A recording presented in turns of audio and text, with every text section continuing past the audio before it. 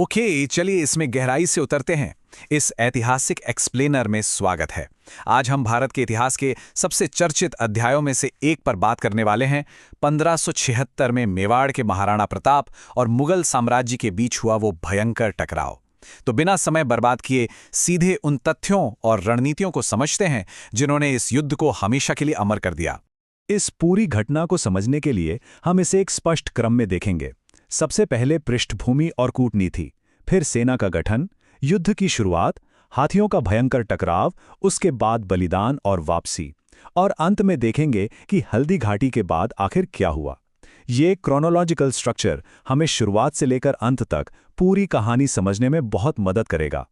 तो चलिए शुरू करते हैं हमारे पहले भाग से, पृष्ठभूमि और कूटनीति।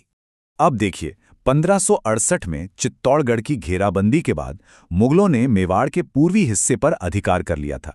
सम्राट अकबर को गुजरात तक एक सेफ रूट चाहिए था, और यहीं एंट्री होती है हल्दी घाटी की। अरावली पर्वतमाला में गोगुंदा के पास ये एक संकरा पहाड़ी दर्रा है। आप उस जगह की कल्पना करके देखिए। इसका नाम हल्दी घाटी इसलिए पड़ा क्योंकि यहाँ के चट्टानें पीसने पर बिल्कुल हल्दी जैसा चमकीला पीला पाउडर बन जाती हैं, और यही वो मिट्टी थी जो जल्द ही एक ऐतिहासिक युद्ध का गवाह बनने वाली थी। और ये बात बहुत ही शानदार तरीके से दर्शाती है कि युद्ध कोई पहली पसंद नहीं था। टकराव से पहले अकबर ने कूटनीतिक रास्तों की पूरी कोशिश की। उन्होंने एक के बाद एक 4 दूत भेजे। जलाल खान कुर्ची, फिर मान सिंह, उसके बाद भगवंत दास, जहां प्रताप ने अपने बेटे अमर सिंह को भेजा था, और अंत में टोडरमल।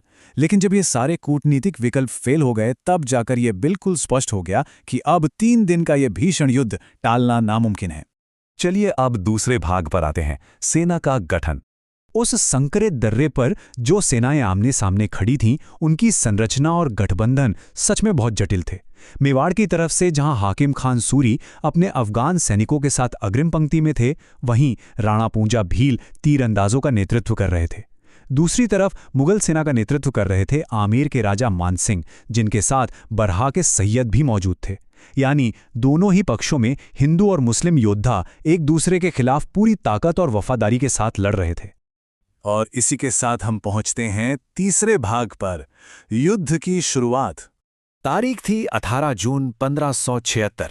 सूर्योदय के बस 3 घंटे बाद ही दर्रे में एक भयानक युद्ध छिड़ गया। शुरुआती हमले की गति इतनी तेज थी कि पूछिए मत। महाराणा प्रताप की सेना ने सीधे मुगलों के मोर्चे पर एक विनाशकारी हमला बोल दिया। रामशाह तोमर और भामाशाह ने मुगलों के बाएं मोर्चे को पूरी तरह से तोड़कर रख दिया। इसी बीच डोडिया के भीम सिंह हाथी पर चढ़ने की दुस्साहसिक कोशिश में गिर पड़े और मारे गए। मुगल सेना बस बिखरने ही वाली थी कि तभी माधो सिंह की रिजर्व सेना ने आकर उनके मोर्चे को संभाल लिया। 16वीं शताब्दी का ये युद्ध कितना क्रूर और व्यवहारिक था, इसे इस ऐतिहासिक बातचीत से समझा जा सकता है। जब इतिहासकार बदायूनी ने पूछा कि दोनों तरफ से लड़ रहे राजपूतों में अपने और दुश्मन को कैसे पहचाना जाए, तो मुगल कमांडर आसफ खान ने जवाब दिया, जिससे चाहो मारो, चाहे वे किसी भी पक्ष के हों, इससे इस्लाम को ही फायदा होगा। ये कथन बिना किसी पक्षपात के उस दौर की कठोर वास्तविकता को हमारे सामने रखता है। अब आगे बढ़ते हैं चौथे भाग की ओर, हाथियों का टकराव। इसे आप असल में युद्ध के भीतर का युद्ध कह सकते हैं।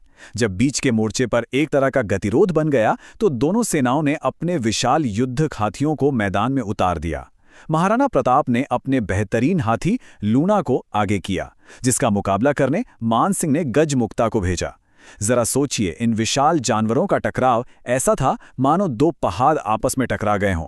लूणा का पलड़ा भारी था, लेकिन तभी उसके महावत को गोली लग गई और बाजी पलट गई। इसके बाद जो हुआ वो किसी फिल्म के सीन से कम नहीं है। मुगलों ने राम प्रसाद नाम के हाथी को मैदान में उतारा। लड़ाई के बीच में जैसे ही राम प्रसाद के महावत को तीर लगा, मुगल सेनापति हुसैन खान ने अपने हाथी से सीधे उस पर छलांग लगा दी और उस पर कब्जा कर लिया। ये एक ऐसा सिनेमैटिक पल था जिसने पूरे युद्ध की सामरिक गति को मुगलों के पक्ष में मोड़ कर रख दिया। और इसके साथ ही हम आते हैं हमारे 5वें भाग पर, बलिदान और वापसी। अब हालात मेवाड़ के लिए काफी गंभीर हो चुके थे। महाराणा प्रताप तीरों और भालों से बुरी तरह घायल थे। तो यहाँ सबसे महत्वपूर्ण बात यह है कि ऐसे नाजुक वक्त में बीदा झाला ने बिना अपनी जान की परवाह किए राणा का शाही छत्र छीन लिया और खुद को राणा घोषित कर दिया। उनके इस सर्वोच्च बलिदान ने एक बहुत बड़ी भूमिका निभाई, जिससे महाराणा प्रताप और उनके साथ लगभग 1800 राजपूत उस भयानक युद्ध के मैदान से सफलतापूर्वक सुरक्षित बाहर निकल सके। अगर हम इन आंकड़ों पर गौर करें तो इस भीषण टकराव में मेवाड़ी सेना के 9,200 सैनिक मारे गए, वहीं मुगल सेना के 50,000 सिपाही मारे गए और 3,500 घायल हुए। ये विशाल संख्याएं अपने आप में युद्ध की भयंकरता और उस दिन हुए भारी रक्तपात की पूरी कहानी बिल्कुल साफ साफ बयां करती हैं। चलिए अब चलते हैं हमारे अंतिम भाग की ओर, हल्दी घाटी के बाद। हल्दी घाटी का युद्ध भले ही एक सामरिक वापसी पर खत्म हुआ, लेकिन इसके बाद मेवाड़ ने पहाड़ों से एक ऐसी छापामार रणनीति शुरू की जिसने सब कुछ बदल दिया। 7 साल बाद 1583 में विजयादशमी के दिन महाराणा प्रताप ने दिवेर में मुगलों पर एक बहुत ही विनाशकारी और निर्णायक हमला किया। उन्होंने 36 चौकियों से मुगलों को पूरी तरह से उखाड़ फेंका।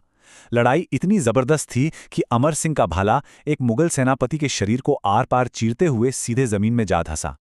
और इस वापसी का परिणाम देखिए, 36,000।